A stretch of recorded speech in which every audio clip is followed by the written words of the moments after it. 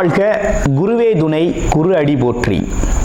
இப்போ பார்த்தீங்கன்னா 2025 தமிழ் வருட பிறப்பில் பார்த்தீங்கன்னா 12வது மாதம் கடைசி மாதமான பங்குனி மாதத்திற்கு என்ன விதமான பலாபலன்கள் ஒவ்வொரு ராசிக்கும் இருக்குது அப்படிங்கிறத நம்ம விரிவாக தெளிவாக பார்க்க இருக்கிறோம். அந்த வகையில் பங்குனி மாதம் அப்படின்னு எடுத்துக்கிட்டோம்னா பங்குனி உத்திரம் அப்படிங்கிறது மிக சிறப்புமிக்க பண்டிகையாக இருக்குது. அது மட்டும் இல்லாமல் இந்த பங்குனி மாதத்தில் 7 சுப முகூர்த்தங்கள் வருது. பங்குனி மாதத்தில் தான் பார்த்தீங்கன்னா கிராமப்புற திருவிழாக்கள் தொடங்கக்கூடிய ஒரு காலகட்டமாக இருக்குது.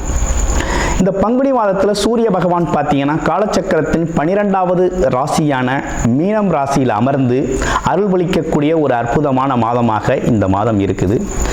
இந்த மாதத்தை பொறுத்த வகையில் பல்வேறு விதமான சிறப்பு பண்டிகைகள் இருந்தாலும் திருவிழாக்களும் திருமணங்களும் அதிகமாக நடக்கக்கூடிய ஒரு மாதமாக இந்த பங்குனி மாதம் அப்படிங்கிறது அமைஞ்சிருக்கு. நேயர்கள் அனைவருக்கும் இந்த பங்குனி மாதத்தில் ஒவ்வொரு ராசிக்கும் எப்படி இருக்கும், என்னென்ன விசேஷங்கள் இருக்குது, என்ன செய்யலாம் என்ன செய்யக்கூடாது, என்ன விதமான வழிபாடுகள் செய்யலாம் அப்படிங்கிறதை பற்றியும் என்னென்ன முயற்சிகள் கை கொடுக்கும் அப்படிங்கிற பற்றியும் முழுமையாக தெளிவாக நம்ம பார்க்க இருக்கிறோம். நம்ம வீடியோவை தொடர்ச்சியாக நீங்கள் முழுமையாக பாருங்கள். இப்போ உங்களுடைய ராசிக்கு எப்படி இருக்கு அப்படிங்கிறத இப்போ பார்க்கலாம். கும்பம் ராசி காலச்சக்கரத்தின் 11வது ராசி, லாபஸ்தானம். அது மட்டும் இல்லாமல் எண்ணங்கள் ஈடேறக்கூடிய நல்ல அமைப்பு, அதே நேரத்தில் ஒரு நல்ல ஜென்டில்மேன் அப்படின்னா நம்ம கும்பராசி அன்பர்கள் தான். எந்த இடத்துலையும் ஒரு ஜெனுவனாக நடந்துக்குவாங்க. அதாவது ஒரு டீசெண்டாக மெயின்டைன் ஆகி போகிறது. ரொம்ப கீழேயும் இறங்கிட மாட்டாங்க, ரொம்ப மேலேயும் போயிட மாட்டாங்க. ஒரு நிதானமாக மதிப்பு மரியாதையோட அனைவரையும் கையாளுறது அப்படிங்கிறது பார்த்தீங்கன்னா இந்த கும்பராசி அன்பர்களுக்கே உண்டான விஷயம். பிடிச்சா செய்வாங்க, பிடிக்கலைன்னா அதை விட்டு விலகிடுவாங்க. ரொம்ப போட்டு அதில் போயிட்டு ரொம்ப காம்ப்ரமைஸ் எல்லாம் பண்ணிக்கிட்டு இருக்க மாட்டாங்க.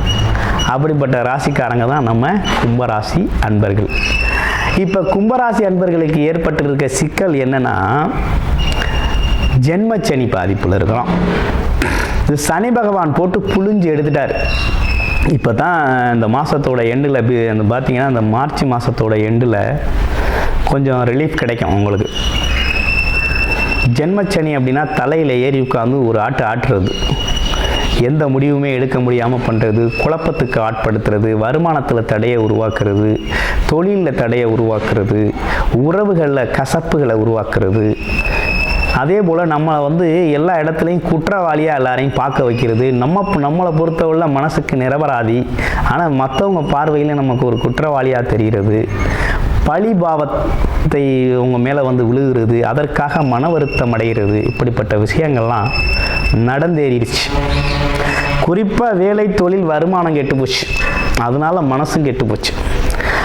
அப்போ இதுக்கெல்லாம் முன்னேற்றம் உண்டா அப்படின்னா இந்த மாதம் முடிஞ்சிருச்சு அப்படின்னா நல்ல முன்னேற்றம் இருக்குது. இதுலேருந்துலாம் முழு விடுதலை அடைய போகிறீங்க.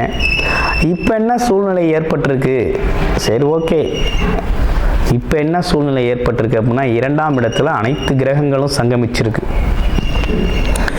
7க்குடைய சூரியன் இருக்கார், 8க்குடைய புதன் இருக்கிறார், அடுத்து 9க்குடைய சுக்கிரன் அமர்ந்திருக்கிறார். சூரியன் புதன் சுக்கிரன் அப்படிங்கிற முக்கூட்டு கிரகங்களும் 2ஆம் இடத்துல அமர்ந்திருக்குது. ராகுவோடு சேர்ந்து அமர்ந்திருக்குது. நல்ல விஷயங்கள் நடக்குமா அப்படின்னு பார்த்தா நடக்க ஆரம்பிக்க போகுது. இனிமே தான் நல்லதே நமக்கு நடக்க ஆரம்பிக்க போகுது. என்ன விதமான நல்ல விஷயங்கள் நடக்க இருக்கு அப்படின்னா குடும்பத்தின் மகிழ்ச்சி அப்படிங்கிறது கொஞ்சம் அதிகரிக்கக்கூடிய காலகட்டம் தான். கணவன் மனைவி ஒற்றுமை குறைபாடுகள்லாம் கொஞ்சம் நீங்கும். ஒருத்தர் புரிஞ்சுக்கக்கூடிய சூழ்நிலை உண்டு. ஆமாம், வேலை தொழில் வருமானம் பற்றி கூடி பேசி ஒரு முடிவுக்கு வரக்கூடிய காலகட்டம். ஒருத்தர் ஏதோ ஒரு வருமானத்திற்கான வழியை தேர்வு பண்ணலாம் அப்படிங்கிற மாதிரி. உறவுகளில் ஒற்றுமையாக இருக்கலாம், பேசுகிறத கொஞ்சம் இணக்கமாக பேசிக்கலாம், காரசாரத்தெல்லாம் கொஞ்சம் விட்டுறலாம். ஆமாம், அப்படிங்கிற மாதிரி ஒரு நல்ல அமைப்பு உருவாகுது. அடுத்து கோயில் கோவில்கள், பரிகார ஸ்தலங்கள், அதுவும் பார்த்திங்கன்னா நீண்ட நாளாக மனசில் இருந்த ஆசைகளை, கோவில் வேண்டுதல்களை நிறைவேற்றுறதுக்கு போயிட்டு வர்றது, இப்படிப்பட்ட விஷயங்கள்லாம் இந்த காலகட்டத்தில் நீங்கள் செஞ்சுக்கலாம். அடுத்து நீண்ட தூர பயணம்.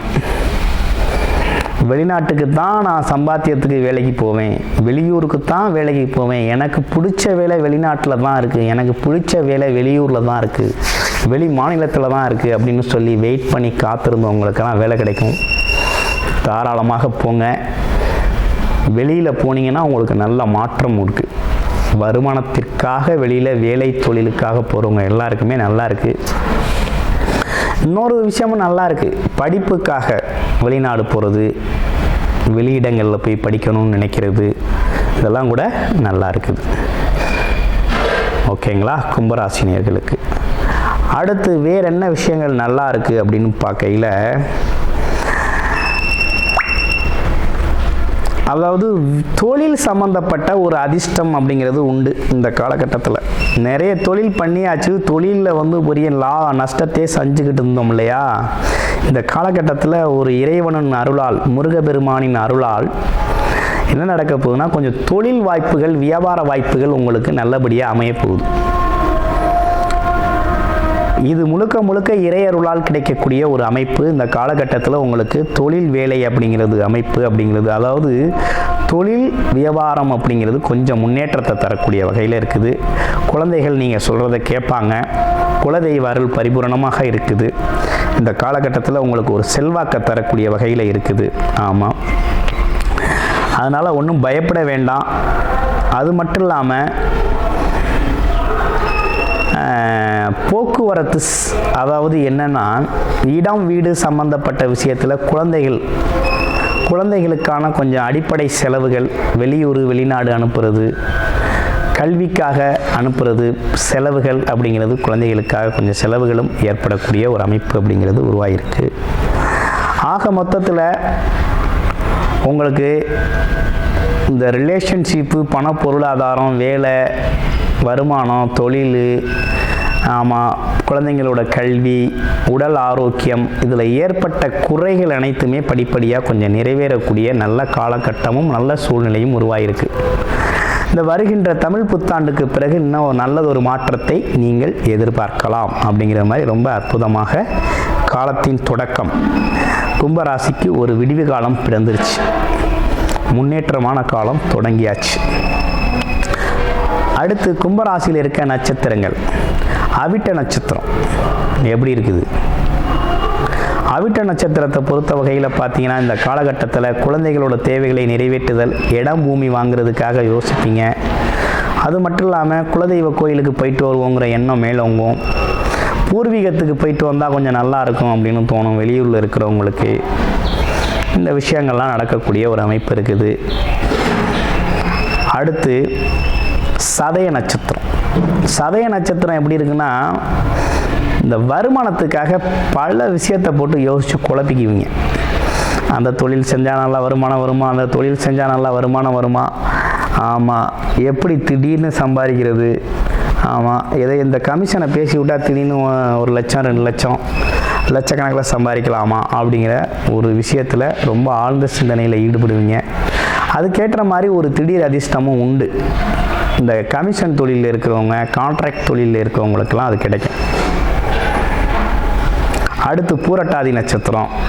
பூரட்டாதி நட்சத்திரம் எப்படி இருக்குது அப்படின்னு பார்க்கையில், பூரட்டாதி நட்சத்திரத்தை பொறுத்த வகையில் பார்த்தீங்கன்னா, உங்களுக்கு வருமானம் லாபகரமாக வர்றது அப்படிங்கிறது பார்த்தீங்கன்னா கொஞ்சம் வெளியில் தான் அமைஞ்சிருக்கு.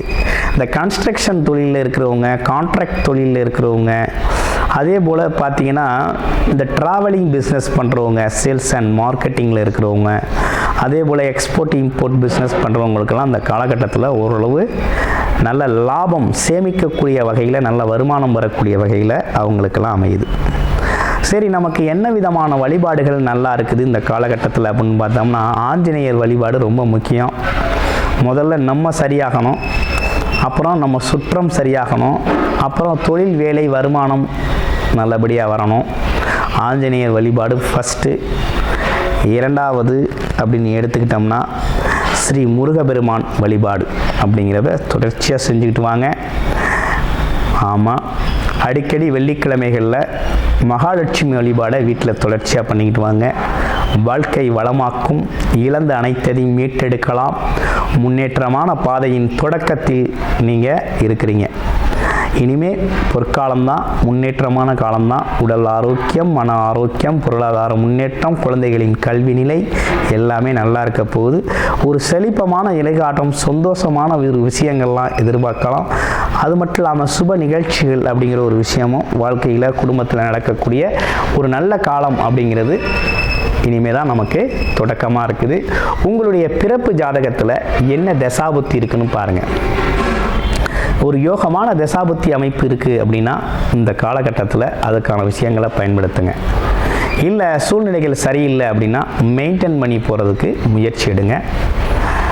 ஏன்னா உங்களோட ஜாதகத்தை நிறைய பார்த்த விஷயத்தில் நான் சொல்கிறேன், இந்த கும்பராசி நேர்களை பொறுத்த வகையில் நிறைய ஜாதகங்கள் ஜென்மச்சனியால் ரொம்ப பாதிக்கப்பட்டிருக்காங்க.